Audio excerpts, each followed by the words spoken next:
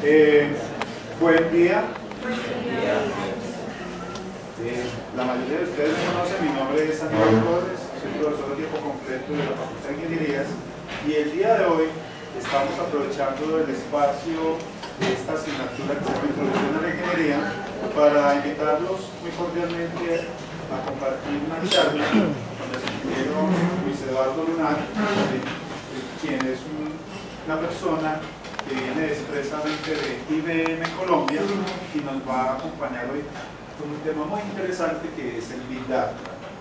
Como lo pueden ver, hay ingenieros informáticos, ingenieros industriales y otras profesiones que también están invitadas acá porque no es un tema exclusivo solo de los informáticos.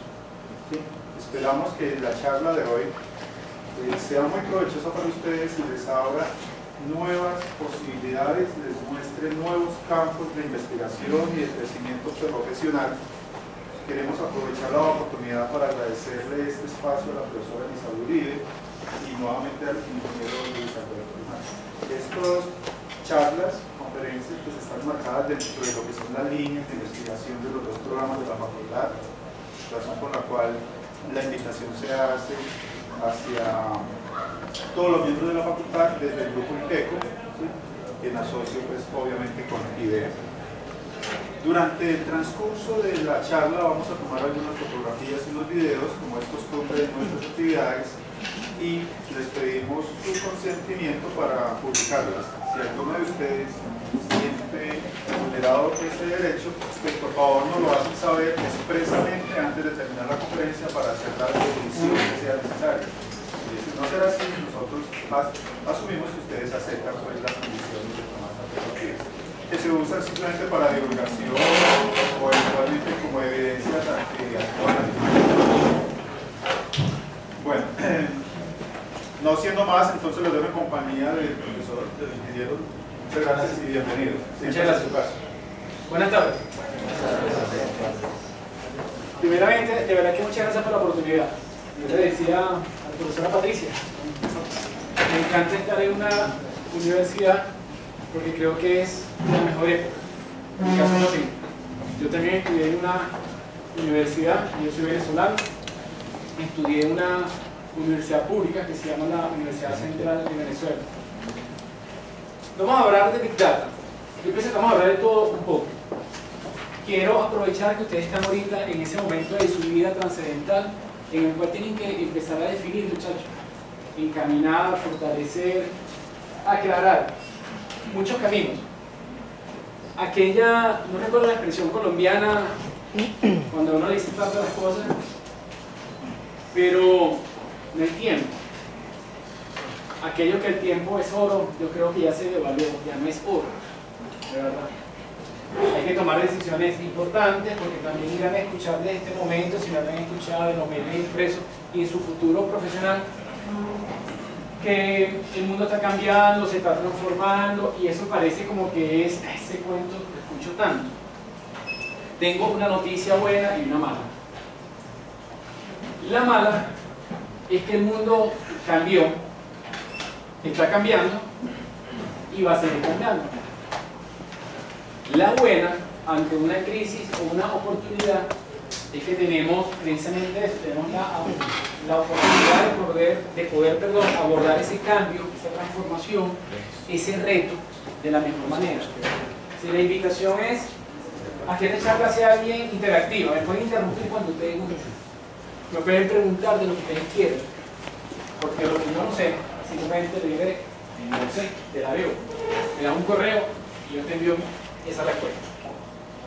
Mi formación académica, futuro colega, usted futuro colega mío, soy ingeniero en computación. En mi caso, en mi país la carrera se divide en dos áreas, sistema y computación, y recientemente en los últimos más o menos 15 años licenciatura, cada una con una vertiente, ingeniería de software y todo el área de lo que es infraestructura y finalmente el área académica. Y luego hice algunos estudios, estudié gerencia y telecomunicación. Me di cuenta que la computación se quedó corta. Y le comparto esto porque ustedes están empezando y es importante, muchachos, que empiecen a definir, sin haber terminado la carrera, su carrera, el horizonte. No esperen octavo, noveno semestre, no sé cómo se distribuye la carrera, pero no esperen un año antes de finalizar. Si ustedes esperan 6 meses, un año antes, han perdido mucho tiempo. Algo importante, no pretendo que esta conversación sea interesante, importante para todos. Mi experiencia me dice que sí lo es. Pero el que se quiera retirar se puede levantar tranquilamente, sin perturbar a nadie. Los que estemos aquí nos quedamos acá, ¿vale? Y podemos sacar el mayor provecho. Yo trabajo para una compañía que se llama IBM. ¿Quién conoce, o mejor dicho, quién no conoce IBM? ¿Quién no la conoce? Hay que decir, yo lo conozco, simplemente. IBM es de las líneas de industria como otras compañías como Oracle, como Microsoft, como SAP. IBM es una corporación, es una multinacional cuya sede está en Estados Unidos, pero estamos en más de 100 países. Fuimos fundados hace 107 años y hoy en día nos hemos transformado a lo que es un negocio cognitivo, una empresa cognitiva. Tenemos todas las líneas de servicios y soluciones de tecnología de información, lo que se conoce en inglés el end-to-end.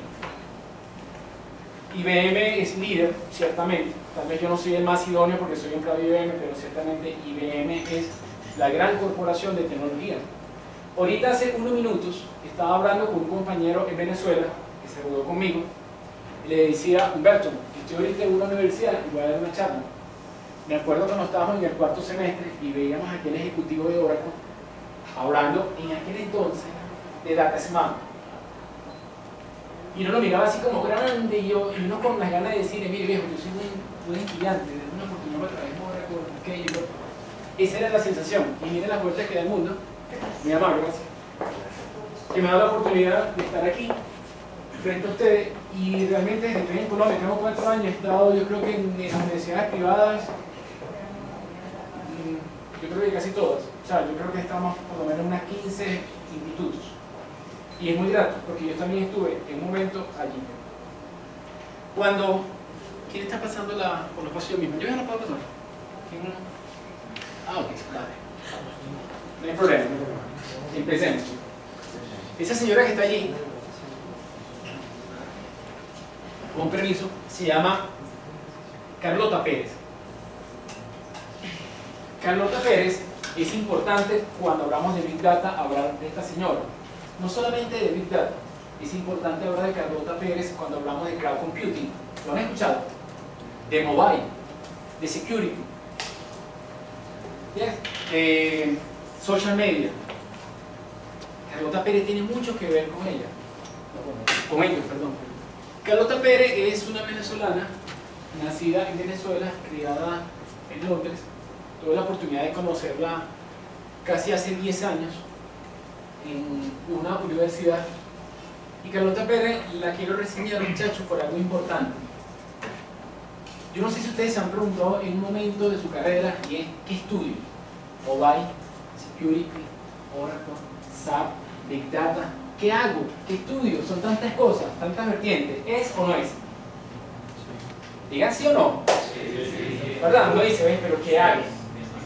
Le pido el viejo para un cursito de esto, o hago un sacrificio trabajando y reúno, y cuando me gradúo me especializo en esto. Carlota Pérez es reconocida en nuestro medio, en el medio de ustedes, nuestro, donde estamos, en el medio de la tecnología de información, porque ella es una visionaria, es una científica, que se ha dedicado a estudiar algo que ustedes, ojalá que sea de las primeras cosas que se queden en esta charla, y es a entender la relación que hay entre la sociedad, la tecnología de información, y aunque no nos guste mucho, es el mercado de capitales, o los mercados financieros.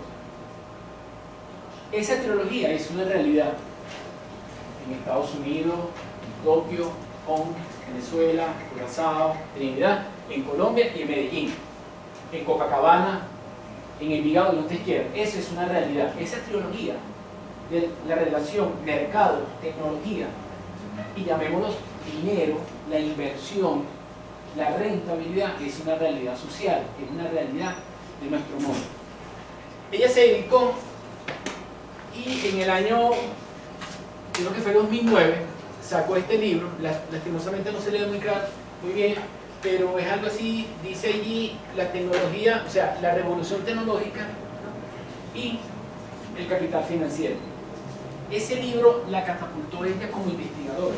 Desde ese momento se hizo obligatorio escuchar de esta señora y leer sus documentos, inclusive en las universidades más importantes que hoy en día existen. Esta mañana estaba escuchando una charla de ella en podcast que dio en Suiza a finales del año pasado. La señora estaba hablando muy sencillamente, ¿no?, sobre el futuro de la tecnología de información y el impacto en esa sociedad. Créeme que ese título es complejo y eso no lo puede hablar cualquiera. Lo importante de este libro, que los invito, lo pueden adquirir, no sé si la universidad tiene la posibilidad, y si no, yo no se los digo, pero por Google, que es un buen amigo nuestro, el PDF de ese libro también se consigue, si no lo pueden adquirir. Les invito a que lo lean, está tanto en español como en inglés. Mira, se llama así: Revolución Tecnológica, o sea, lo puedes buscar en español para que no te redes con inglés. Se llama Revolución Tecnológica, espacio, y escribe Carlota Pérez. El PDF existe, hoy en día es muy público porque ella me se ha encargado también, ¿no?, mientras esa es mi información que es muy importante. Ok, ¿por qué Carlota Pérez? Miren, el crecimiento de un país y de una sociedad se debe a dos visiones, a dos vertientes. Una es, un país crece, una empresa crece, tú creces por una oportunidad tecnológica y una oportunidad de mercado. ¿Vale? Eso es importante, muchachos, entender. Yo voy a crecer, este instituto va a crecer, este país va a crecer por la intersección de una oportunidad de mercado y una oportunidad tecnológica. Tienen que darse ambas situaciones. No puede ser esta y no, las dos. Es una. Pero ¿qué sucede? Esa oportunidad tecnológica y esa oportunidad de mercado ocasiona que la empresa, el país, la universidad o tu persona haga una transformación para adecuarse y adaptarse y posicionarse, así como el arquero, en la mejor actitud para poder, digamos, asumir ese reto, aprovechar esa oportunidad de tecnología y de mercado. ¿Estamos claros? Si no entienden, hey, pero ¿qué es ese cuento que tú estás echando de oportunidad tecnológica? No entienden, no les dé pena, no se queden con eso, muchachos, no se queden con eso. Es mejor pasar por bobo que por ignorante, si se sintiesen bobos. Pero pregunten, hey, ¿qué es una oportunidad tecnológica? ¿Qué es una oportunidad de mercado? Les quiero decir, me interrumpen y me pregunten cuando ustedes gusten, pero les quiero hablar muy francamente, como que fueran parte de la gran familia en este salón. Ok, esas dos vertientes definen un qué y un cómo. Pero ¿qué sucede? Las oportunidades tecnológicas y las oportunidades de mercado son un blanco móvil. Es decir, si yo no aprovecho ahorita que el chico o la chica está solita por allá y yo la quiero invitar a salir el viernes, si no aprovecho y no me acerco, me transformo, me adapto para decirle, mira, ¿te gustaría salir conmigo? Pierdo la oportunidad. Así se pierde la oportunidad de mercado y las oportunidades tecnológicas. Por ende, no solamente es suficiente con un qué y con un cómo, sino que hace falta definir un dónde y un cuándo. ¿A qué se refiere eso? Que aunque existan oportunidades tecnológicas y de mercado y haya una adaptación, hay que entender muy bien el contexto de ese país, de esa sociedad, de esa región, de esta universidad o de tu persona, porque la estrategia que se defina en un espacio de tiempo finito, definido. ¿Me entiendes? O sea, esas oportunidades no esperan por mí y son adaptadas a ese espacio. Pero no solamente eso, así como yo defino también el dónde y hay un cuándo y hay un factor de tiempo. Mire, es que desarrollar un país, desarrollar una institución, desarrollar una ciudad desarrollar nosotros mismos no es fácil. Grábenselo, muchachos. Este tema de Big Data no solamente tecnología de la información. Siempre pretendo en mi charla con las universidades hacer muchas similitudes con tu vida, con la sociedad, con tu país. Miren, es importante, ante una oportunidad, transformarme y adaptarme a ella, si no la pierdo. Pero eso no solamente basta, es importante también entender en el contexto en que ocurre esa oportunidad y el factor tiempo. Ustedes nunca han escuchado que si no estás listo pasa el tren de tu vida y no te montas. Eso le pasa a los negocios, eso le pasa a los países.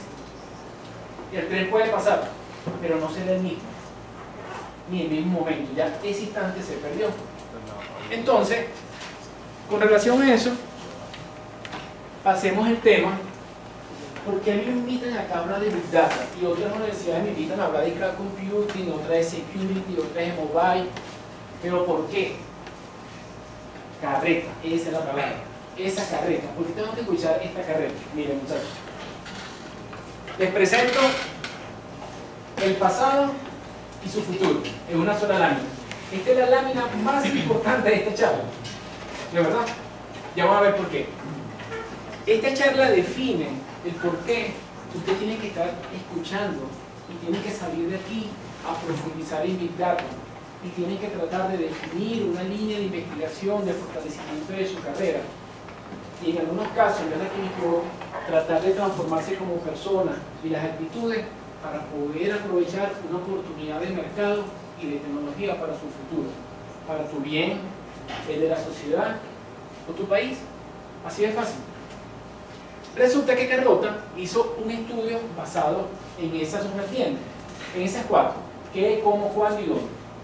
Y dijo, a ver, entonces, si todo es así, Luis, ¿qué es lo que ha pasado? Ella quiso entender ese relacionamiento. Y en su estudio, que se basó básicamente en estudiar nada más que 230 años de revolución tecnológica. Ella estudió los últimos 230 años, cuando el libro salió, era el año 2009. En ese año, ella llegó a la siguiente conclusión: ese año, aquí habla de 2, 4, 5 revoluciones. Hoy en día se está empezando la 7ª revolución. Les explico qué es esto.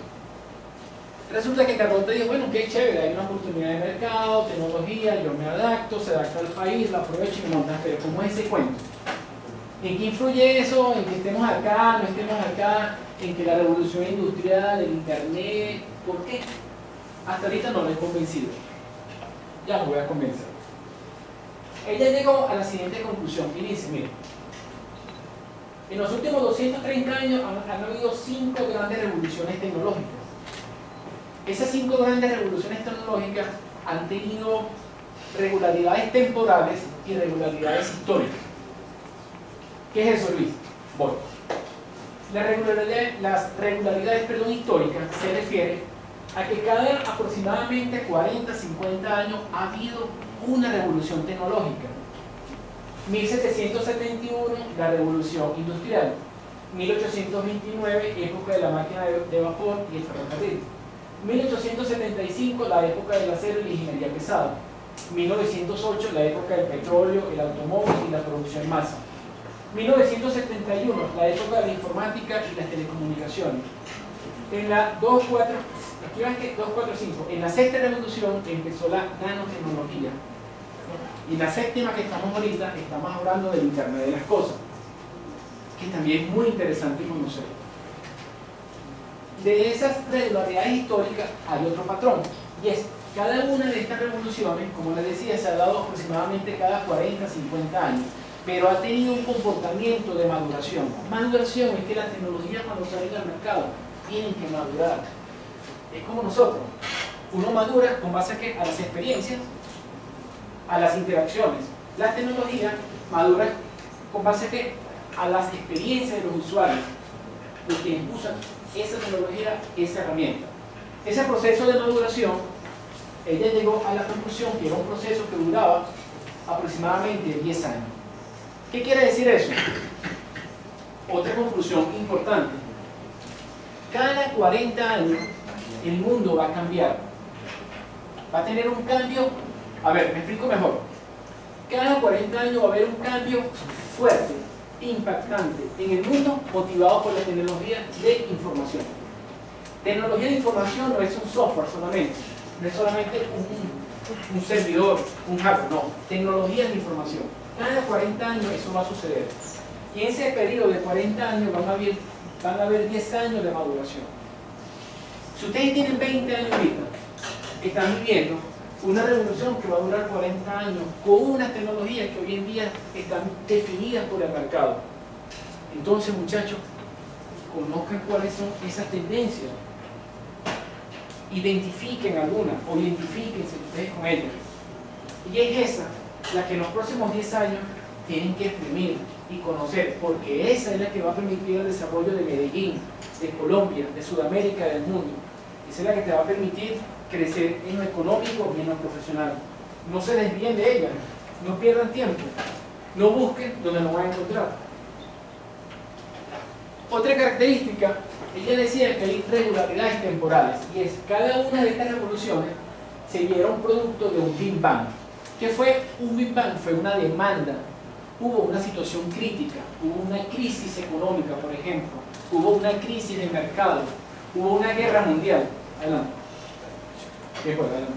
Hubo una guerra mundial, hubo una situación que digamos que hizo push, que impulsó para que esa revolución se diera.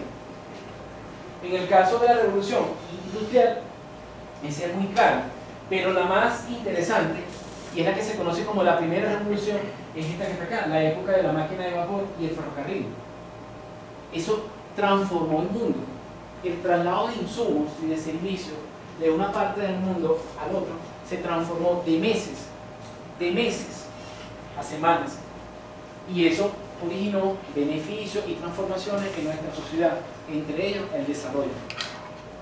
Entonces, este Big Bang originó una de estas revoluciones. Pero lo más interesante, como le decía, era que luego que llegaban los 40, 50 años, esa revolución se agotaba. ¿A qué se refiere que se agotaba? Se agotaba era que esa tecnología, es como dicen por ahí, y está mal dicho por cierto, obsoleta. ¿Verdad?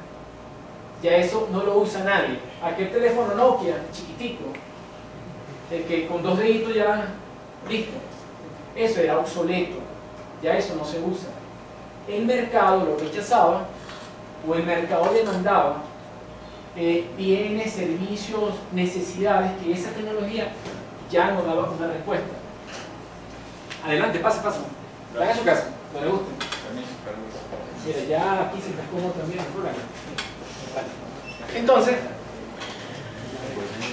cuando esa tecnología se agotaba, sucedían dos cosas buenas, y es cuando ella llegaba al fin, para la siguiente se convertía en un impedimento. ¿Por qué? Porque la siguiente tenía que ser, la retaba, tenía que ser superior, más eficiente, o más rápida, o de mayor capacidad. ¿Estamos de acuerdo? Pero también representaba para esa era, esos próximos 40, 50 años, una oportunidad de crecimiento. ¿Qué factores se afectaban? Se afectaban dos. Las sociedades en materia de innovación crecían, y las sociedades en materia de competitividad también crecían. Una sociedad que no tiene capacidad de innovar, que no tiene crecimiento en competitividad, está estancada. Un individuo como ustedes que no tenga capacidad de innovar en su vida y de crear competencias, skill, habilidades, que lo haga competitivo frente a otro, busque ayuda, necesita ayuda. Eso no está bien. Las similitudes no son casualidad entre empresas, sociedades y ustedes. Y lo voy a seguir hablando en toda la charla, porque la tecnología de información no está aislada de eso. Carlota lo ejemplificó muy bien. Hay una relación sociedad, tecnología, mercado de capitales, mercado financiero, dinero, como se llama casi con ustedes. Pero esa relación existió, existe y va a existir por siempre. Entonces, con base en esto, llegamos a una era en que han surgido unas tendencias. Ya sé, me asusté. Bueno, una de esas tendencias muy famosas que están en esa era, en los próximos 40, 50 años, que está en proceso de maduración, se llama Big Data. Hay otras, Cloud Computing. Hay otras, Security, de una manera diferente, transversal a toda esta tendencia tecnológica. Mucho más que solamente encriptar. Hay una que me gusta mucho, el Internet de las cosas. Hay otra, cognitivo. Muchachos, hay que leer, si me perdonan ustedes la expresión para ser más claro, hay que leer qué joder, amigo.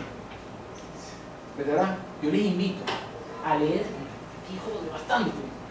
Enférmense, que les duele la cabeza de leer, que le entre aquí la información y que se les quede aquí después cuando logren sus objetivos. Pero es necesario, porque mi charla no va a ser suficiente. Mire, yo he estudiado, gracias a Dios, todavía sigo leyendo esto todos los días, hasta en vacaciones.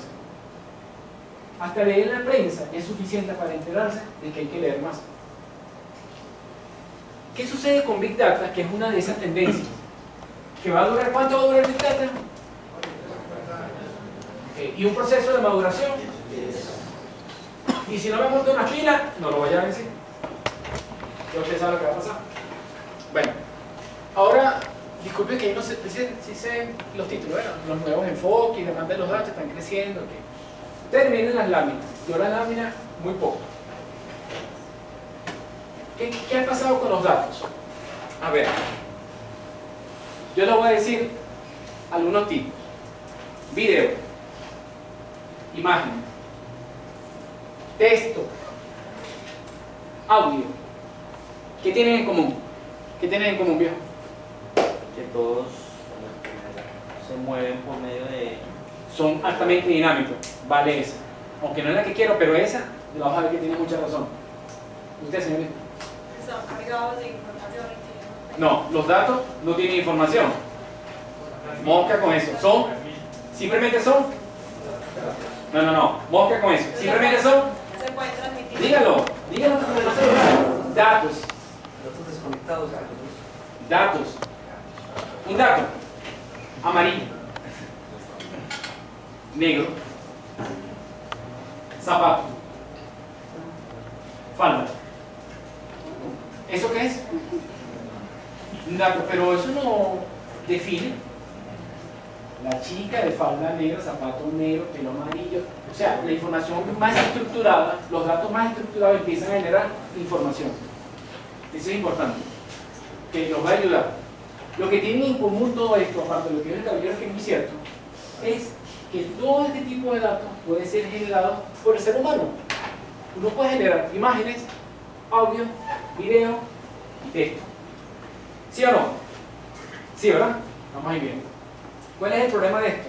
Que esos datos necesitan un orden, una estructura, una orquestación, porque si no, no tienen sentido. No dicen nada. Simplemente son... Eso, ya saben, eso no es información. Ahora, hay un problema más grave. Si son generados por nosotros, imagínense cuánta información puede generar cada uno de nosotros. Y en tiempo real va cambiando. A ver, ¿alguien conoce la lectina? Lo que hacen ejercicio. La lectina es una hormona que, para no entrar en tanta medicina y lo otro, es un hobby que yo tengo aparte, pero la lectina ayuda en el proceso metabólico. Cuando la lectina está alta o baja, se dice que mi metabolismo está acelerado o no, y cuando uno está en una fase de volumen o de definición, cuando haces pesa o ejercicio, la lectina es sumamente importante. Esa lectina a lo largo del día varía por cada persona en 24 horas, millones de variaciones durante 24 horas. Solamente la mía, millones. Y la de ustedes se comporta igual, son más millones. Que si yo tuviese un sistema que quisiera entender y comprender el comportamiento de la lectina para que mi cuerpo sea más eficiente, tendría que ser capaz de entender esas millones de variaciones de datos para generar y estructurar una información y decirme algo que me satisfaga una necesidad. Entonces, seguimos por acá. Eso es más o menos esto. Estos son datos reales, son estudios que ha hecho la compañía. Y mire, la cantidad de datos exógenos crece. Ha crecido, crece y crecerá. Hay demasiada información. Demasiado. Si yo pudiese hacer un snapshot, así, quédese tranquilo, voy, y se la colocar acá, y ustedes se vieran, van a encontrar que todos están sentados de una manera diferente.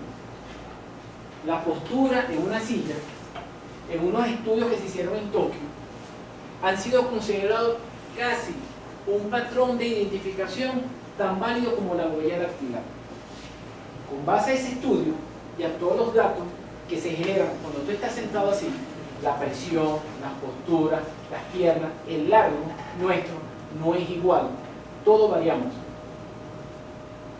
Define un comportamiento ansiolítico, relajante, aburrido, excitante, whatever. Resulta que los científicos llegaron a la conclusión y colocaron una silla inteligente con más de 100 sensores y empezaron a definir patrones de esas sentadas, por decirlo de alguna manera. Bueno, inicialmente buscando mejorar un sistema de seguridad para una línea de vehículos que ya no encendía con llave, sino que era dactilar, querían que también el vehículo asociara al tema dactilar que el que estuviese sentado fuese el dueño. Ahí se jodieron los ladrones, ¿sí les puedo decir? Porque no solamente le tienes que quitar el dedo, te lo tienes que traer entero y sentarte, ¿no? Y que esté vivo. Así no es fácil. Pero ellos siempre se van a salir con la suya, no se preocupen. Eso te la broma igual. Bueno, entonces, ¿qué encontraron? Bueno, chévere, el carro encendía, pero en Estados Unidos le dieron otra funcionalidad y es lo siguiente. Hicieron un prototipo de un sistema que era capaz de entender toda esa data generada por tu postura, por la postura, en el momento que estoy sentado. Resulta que cuando una persona va manejando a exceso de velocidad, tiene una postura. Hay una postura. A ver, cuando uno tiene ansiedad o uno tiene estrés, uno está rígido. Una postura rígida. Y eso se traslada, los psicólogos, no solamente, eso es kinestésico, se llama eso. Eso se ve en la persona. Igual cuando está deprimida, cuando está violenta, excitada, etcétera, etcétera. Entonces fueron capaces de generar un sistema que cuando el conductor se creaba uno de estos patrones, por ejemplo, ¿qué sucedería si una persona está excitada manejando? Ustedes, si tuviesen el poder de actuar sobre el vehículo, ¿qué hicieran? ¿Le diéramos velocidad? Se mata. ¿Qué haría? A ver, voy aquí, voy hecho caca por la oriental, voy sentado así. Tú puedes hacer algo, ¿qué haces? Paras el carro, viejo, evitas un accidente, yo no tengo control del vehículo. O más aún, si ves que estoy peleando con la esposa, vengo alterado, también todo eso fue capaz. Y crearon un sistema que está en prototipo ahorita en Europa, que va a ser capaz de predecir en función de esos datos ese comportamiento y tomar acción, actuar sobre el sistema, en este caso el vehículo. Lo que le acabo de decir es el mejor ejemplo, entre muchos que puedan haber, de lo que es Big Data. Es eso, es esa capacidad de manejar todos esos datos analíticamente y poder arrojar acciones, predecir comportamientos, situaciones.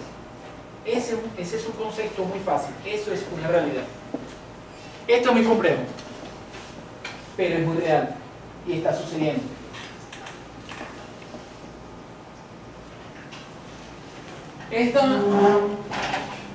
plantea lo que hemos conversado un poco, y es la evolución de cada una de las eras, no de las revoluciones, sino de las eras. Empezamos con la era del mainframe, pasamos a los clientes servidor, pasamos a la era del internet, pasamos por allá por la cuarta era, estamos ahorita en mobility, cloud, y ahorita estamos entrando en una quinta era que se llama cognitiva. Y en materia de revolución estamos entre la sexta y la séptima. Eso es importante, son dos cosas diferentes. Ok. Esta lámina, y lo que pretendo es compartir con ustedes que el tema no solamente son las revoluciones o las eras, sino que la tendencia de la cuarta era se extiende mucho más allá que solamente tendencia. Hay algo que está ahorita haciendo mucho ruido, que se llama economía de API. Las API están en cada uno de sus teléfonos, en todos los software, en todo sistema hay API. Hay un tema también de las nuevas empresas de tecnología, hay una nueva manera de hacer negocios, pero todas ellas se están aprovechando de este mundo, de esta tendencia. Nuevamente, muchachos, defínanse desde una vez. Es una carrera de 5 años, tendrán 30 años más, pero en 5 años, si esperas el año 6 para prepararte, perdiste 6, no los ganaste. Entonces tienes que definir desde ahora, desde ese primer semestre, segundo semestre, tratar de ir introduciéndote en el mundo, en el campo de estas tendencias que te llamen, que te apasionen, que te guste amanecer leyendo eso, escribiendo. Ahí está por aquí. Me permitan acá un segundo que lea esto. Ahora, cuando hablamos de Big Data, como les decía, ya les dije que es Big Data, ahora les voy a decir lo que no es Big Data. Big Data no es un nuevo concepto, ya tiene unos años. De esos 40 a 45, ya van por lo menos como 8 o 10 años. Big Data es solamente volumen masivo de datos. No, falso, eso no es Big Data tampoco. Big Data significa Apache Hadoop. No, una herramienta, una propuesta de valor de la compañía Apache, ¿verdad? De los servidores Apache para el manejo de datos masivos. Big Data es un protocolo de Data Warehouse. No, es mucho más que simplemente una estructura de datos. Big Data significa datos no estructurados. No, hay datos que son estructurados, no son su mayoría, pero también son considerados Big Data. Big Data es solo para análisis de redes sociales. No, es buenísimo para eso, pues se puede utilizar para todo. Ahí me da risa porque realmente es así, de verdad. A ver, todos conocen a una empresa que se llama Amazon. Facilito, esa está fácil. Bueno, Amazon tiene una solución de Big Data. Amazon es capaz de cambiar 2.1 millones de veces al día. 2.1 millones de veces al día el precio y las ofertas de sus productos utilizando Big Data. ¿Saben qué analiza? El comportamiento de compra de sus clientes. Sus más cercanos competidores apenas llegan a unos 5, 10 millones de veces al mes. Ellos lo hacen 2.1 al día. Entonces, Big Data, me voy a los primeros 5 minutos. Big Data, perdón, Amazon, disculpen ustedes, aprovechó una oportunidad tecnológica que se llama y una oportunidad de mercado que es la demanda de un servicio.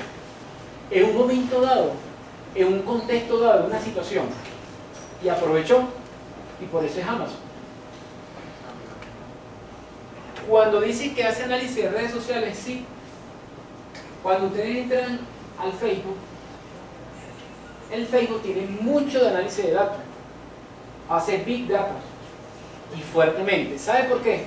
Para colocar en tu perfil lo que sabe que a ti te gusta y para colocar en el tuyo lo que no te gusta, y tú lo que necesitas leer y tú lo que quieres leer y a ti lo que te da sentimiento y a alguno de ustedes lo que le puede estar excitando. ¿En serio? Eso no está hecho así por casualidad, aleatoriamente. No. Eso no es aleatorio. Eso era hace 50 años. Ahorita los correos que nos llegan a nosotros de marketing utilizan Big Data para analizar nuestro comportamiento. La primera vez que tú compras en un Amazon, por ejemplo, por hablar de Amazon, está definiendo un comportamiento de compra. A ver, ¿qué pasa? No sé quién ha comprado aquí en Amazon, pero supongamos. Cuando yo compro en Amazon una camisa y vuelvo a entrar a Amazon, ¿qué publicidad me sigue mostrando? Poder relacionar. Y cuando la vas a comprar te dice, y cómprate la correa y... Exactamente. Me pone más camisa y uno dice, qué casualidad, esta vaina a mí me gusta. Casualidad. Y cuando ya casi estás a punto de cerrar, hey, si te queda bien con esta, mira, con esta correa te queda, pero te ves bien chévere, viejo. Eso no es casualidad, eso es Big Data. Eso es Big Data. Big Data. En Colombia, varias empresas del sector retail, ¿no conocemos qué es retail? Que no se la digan. ¿Qué vaina es esa? Retail. ¿No sabes qué es retail? Eso, viejo, valiente. Ese es un panel. Es fuerte, viejo. No le pena decir, mira, el sector retail es el sector de una industria que mueve productos y servicios al detalle. A ver, ¿qué empresas son retail acá? Un Éxito, ¿verdad? Un supermercado Euro, son retail. Venden bienes y servicios así, de consumo, de la casita, de la comida, supermercado, eso es retail, eso es detalle así. Ellos están ya en proyectos, esto no es un secreto, se lo pueden leer en dinero y todo, así que no estoy rompiendo ninguna confidencialidad porque son clientes míos, que tienen que ver con comportamientos de compra. En los Estados Unidos y en Europa ya hay supermercados como la cadena, el nombre, Walmart, gracias, que tienen comportamiento de compra. Hay una tecnología que se llama NFC. ¿Quién no la conoce? O esos son valientes también. Otro Panamá. NFC es una tecnología, no está en mi celular. NFC es una tecnología que viene, ya está viendo en todos los celulares. Yo la activo y es una tecnología de proximidad para entrar en temas técnicos de proximidad. Estamos hablando de unos entre 5 y 12 metros. ¿Qué hace el NFC? No solamente va a habilitar en un futuro, y hay proyectos acá en Colombia del pago electrónico, es decir, yo agarro mi celular que está asociado al NFC, mi cuenta de ahorro o mi tarjeta de crédito, cuando voy a pagar, en vez de sacar mi tarjeta de débito o crédito, acerco el celular y se debita la cuenta. Eso es NFC. En los Estados Unidos están utilizando NFC y Big Data para lo siguiente. Sucede que el comportamiento de compra de todas nuestras casas, ¿saben dónde están? En el supermercado o en el abasto de la esquina. En serio, cada vez que yo voy al sábado y registro en la factura, la cajera registra todo lo que estoy comprando, está registrando bienes y productos que yo consumo. Y si yo ese patrón lo repito 100 veces, ¿qué estoy definiendo? Un comportamiento. Ah, ok. A ver, si a la chama le gusta comer heladito, ¿qué se hace? Hay que llevarla a comer helado. ¿Eso no es? ¿Verdad? Bueno, si mi patrón de conducta es ese patrón de conducta está en el punto de venta, en el cajero. El cajero, ¿verdad?, tiene los patrones de conducta de compra de todas las personas, cientos y miles que han pasado por ellos. La gente de este supermercado ha sido capaz de utilizar Big Data, de estructurar esos datos, de generar información, y cuando yo voy pasando por un pasillo, me llega al NFC un mensajito de texto y dice: hey man, hey mi amor, hoy está en oferta el choricito. ¿Y sabes por qué? Me lo envió a mí, pero a ella no le llegó. ¿Por qué? Porque el Big Data fue capaz de analizar, hacer un análisis y ve que yo tengo una tendencia de compra hacia el choricito. Y como hay oferta, cuando yo pasé por el pasillo de los chorizos y me dice: hey, los chorizos están en oferta. Así funciona Big Data. Y así funciona en las redes sociales. Así funciona en la seguridad social, en la policía y en la salud. En la policía, Minority Report. Una película, ¿no? Tom Cruise era protagonista. Okay. En esa película, que fue dada hace unos cuantos años, hace como 8 años, 7 años atrás, era un sistema que miraba los datos de las cosas que habían pasado. Entonces generaba Big Data y era capaz de predecir, porque tu mamá era fea y tu papá es feo, este parece horrible, no más seguro. Era algo así. No tengo nada contra la discriminación, para nada. Tengo amigos de todos los gremios sociales, sexuales, de religiones, marihuaneros, no te preocupes, no tengo problema. Por si acaso, no tengo nada contra eso, lo feo. Entonces, resulta que hoy en día hay ciudades como Nueva York, como Dallas, que tienen sistemas de Big Data. Son capaces de entender los datos de los registros policiales de la ciudad. Y como en los Estados Unidos se sabe dónde estás tú. En los Estados Unidos se puede identificar dónde está cada persona, es muy fácil. O sea, hay sistemas, hay cámaras por todos lados. Nueva York es una ciudad que creo que tiene 5.000, 50.000 cámaras, nada más. Increíble, ¿no?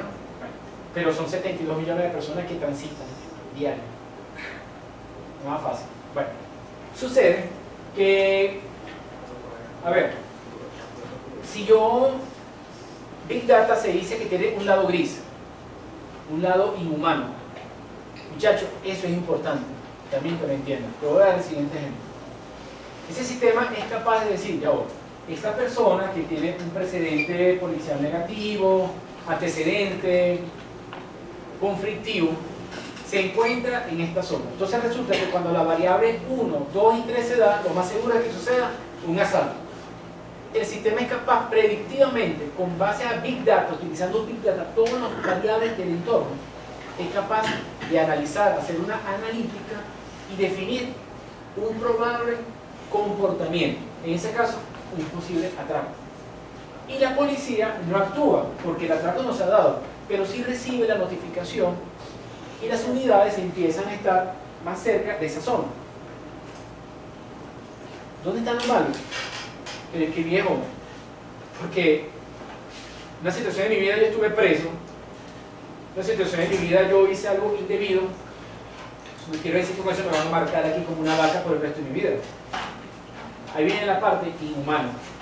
Por eso es que en estos países donde esos sistemas hoy en día existen, específicamente a nivel de seguridad, han tenido un rechazo, una huella de algunas organizaciones, porque llaman como a la catalogación, ¿entiendes? Igualmente sucede con los incendios y los comportamientos de ciertas variables. Eso sucede en Nueva York y en Dallas. Yo en Dallas tuve la oportunidad de conocerlo. Es una pizarra 2 veces esto. Imagínense esta y otra en la pantalla, está toda la ciudad. Alarmas por esto quieras, de cosas que están pasando y de otras cosas que podrán suceder en materia delictiva o de seguridad social, un incendio, un apagón, etcétera, etcétera. Eso funciona. Conclusión en este punto, muchachos. Miren, cuando el hombre descubrió el fuego, lo descubrió, aparte que fue por casualidad, pero el fuego tiene 2 premisas. El hombre lo pudo haber utilizado como lo utilizó, para apaciguar el frío, para millones de años después para cocinar su alimento, o también lo puede haber utilizado como fuego para matar, incendiar, hacer mal. O sea, todas estas tecnologías que están surgiendo tienen su... Una vez me dijeron en una charla en una universidad que se llama, está por la Luis Obregón, diagonal, Salazar y Herrera, alguien se levantó, había mucha gente, se dice mucha gente, aquí también mucho, porque había como 300 personas, pero no, una pregunta, entonces quiere decir que Big Data es el nuevo Dios. No, Big Data no es un Dios, y no creo que ninguna máquina, por eso tengo una lámina por ahí con eso, ninguna máquina pueda reemplazar a Dios, para nada, sea el Dios que sea. Pero lo cierto es que hay una realidad y hay que entender que eso es así, porque la tecnología que es utilizada para el bien, lastimosamente también se puede utilizar para mal. Es el ejemplo del fuego. Ok. Ok, entonces con todos estos cambios que es Big Data, ya le dije, mire, básicamente es la analítica avanzada y mejorada, porque ya ha evolucionado de un espectro o realmente de un contenedor mucho más grande de datos, mucho más amplio, que representa la oportunidad de crear una diferenciación respecto a la competencia. Esa definición está muy en términos comerciales, competencia. Pero realmente es, miren, Big Data es el manejo analítico de grandes volúmenes de datos. Por eso Big Data no es volumen de datos, es el manejo, la analítica sobre esos datos. Datos muy amplios que nos permitan generar información para actuar sobre un sistema. En este caso sobre la competencia para Amazon, para los policías en materia de seguridad, para los hospitales. Imagínense un Big Data que consideraba el reporte de la Secretaría de Salud de Medellín del año 2012. Decía, yo me acuerdo, esta noche, o en el 2012, irán 100 parejas a la cama. De esas 100 parejas, 52% tendrán intimidad sin preservativo o condón. De ese 52%, 22% serán madres solteras, con un promedio de hijos de 2. El 8% a lo largo de 4 o 5 años morirán de VPH, virus de papiloma humano, la primera causa, o la causa más importante, ¿no?, del cáncer de cuello uterino. Espero no haber hablado en chino. Pero esa información es Big Data, porque con esa información un organismo del Estado en materia de salud puede tomar decisiones, puede actuar. Por eso es que el término anterior de competencia es muy comercial, pero Big Data es eso. Facebook lo utiliza en términos comerciales. Las universidades lo utilizan desde el punto de vista académico y comercial también. Eso es Big Data. Ahora, qué lástima nos hace, pero Big Data son todos los datos de todos los repositorios de datos. Los ejemplos, todo lo que le di ahorita: video, texto, imagen y el audio.